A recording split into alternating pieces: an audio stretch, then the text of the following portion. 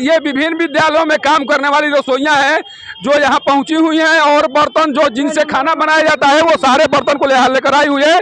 इनका कहना है कि 1500 या 1600 रुपया तो एक दिन का मजदूरी जो डीएम के यहाँ पर जो झाड़ू पोछा करने का काम करती हैं उनको 1500-1600 रुपया पर डे मिलता है, जबकि हमसे 1500 रुपया महीना में काम कराया जा रहा है।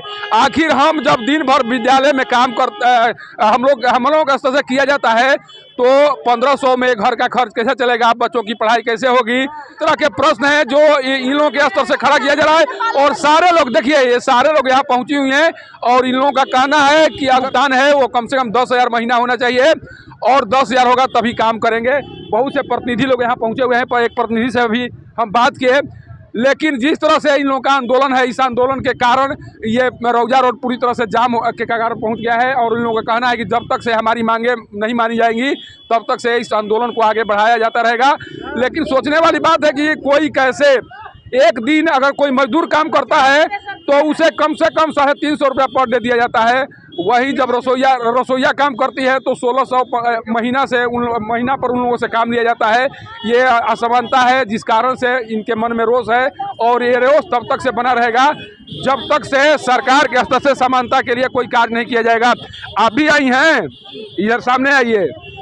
यहाँ पर क्यों आई हैं? आपको तो खाना बनाना है ना, यहाँ क्यों आई हैं? नहीं, हम हड़ताल में आए हैं पैसा बढ़ाने के लिए 10,000 रुपया। क्या 10,000 महीना? जी। अभी कितना मिलता है? 1650 रुपया मिलता है एक महीना के लिए। जी। तो कितना देर तक काम करना पड़ता है स्कूल में? 9 से 3 बजे तक। इतना देर काम करने के बाद भी इतना ही? जी। जी। अब क्या होगा? अब मान लीजिए अब क्या होगा? 12 महीना काम करते हैं, 10 महीना का पेमेंट मिलता है, 2 महीना का नहीं मिलता है, हम लोग का छुट्टी भी नहीं मिलता है। क्या करेंगी आप? अब क्या होगा? हम लोग का पैसा बढ़ना चाहिए 10,000 रुपया। सरकार नहीं बढ़ाएगी तो क्या करेंगी आप? बढ़ाएगी कहीं हम लोग हड़ताल करेंगे, जाम करेंगे। देखिए एक और रसोइया है, 12 महीना काम करते हैं, 10 महीने का पेमेंट मिलता है। की मिलता है सर लोग का 12 महीना काम करते हैं, हम लोग का 12 महीने का पेमेंट मिलता है। हम लोग 12 महीने काम करते हैं, 10 महीने का मिलता है। की मिलता है सर? हम लोग 9 बजे जाते हैं तो 3 बजे आता है, अब 9 बजे से खड़ते हैं, चूल्हा झोंकते हैं, फूकते हैं। सरकार इसका मतलब शोषण कर रही है आप लोगों का? हम लोग का सरकार पेमेंट नहीं बढ़ा रहे सर। अपना पहले 2000 का कपड़ा हम लोग का दे रहे 1500 हम लोग का खाएंगे, खिलाता कपड़ा पहने के साबुन से लेके बच्चा लोग को पढ़ाएंगे, हम लोग कैसे जिएंगे सर बताइए? हम बच्चा हमको रोता है, भूखा रोता है, हमको बच्चा नहीं पढ़ता है सर।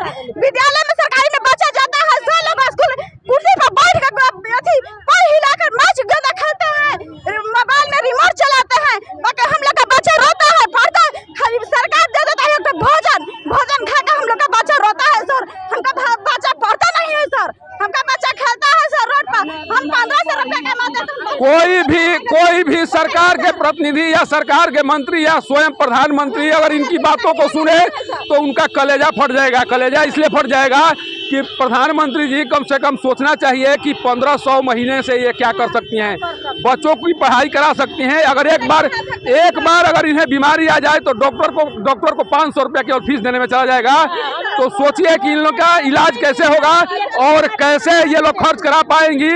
भारत में जब इतना असमानता है तो भारत विकसित कैसे हो सकता है जब इन महिलाओं का उत्थान नहीं हो सकता है?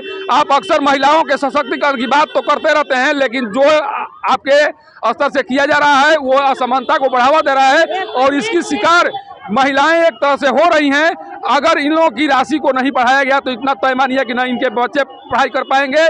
देखिए बातों जिस तरह से अपना ये पक्ष रख रही हैं, इनकी आंखों में आंसू हैं और ये आंसू बता रहा है कि कहीं न कहीं इनकी पीड़ा पूरे परिवार को परेशान कर रहा है और इनकी पीड़ा को अगर नहीं समझा गया तो आने वाले समय में न इनके बच्चे शिक्षित हो पाएंगे, न इनका परिवार विकास कर पाएगा। जब यह शिक्षित नहीं होंगे, इनका परिवार विकास नहीं करेगा, तब देश भी विकास नहीं कर सकता है। और आप जिस भारत की कल्पना कर रहे हैं वो भारत कभी विकसित नहीं हो सकता है। सासाराम से पब्लिक न्यूज़ के लिए सत्येंद्र चौबे की रिपोर्ट।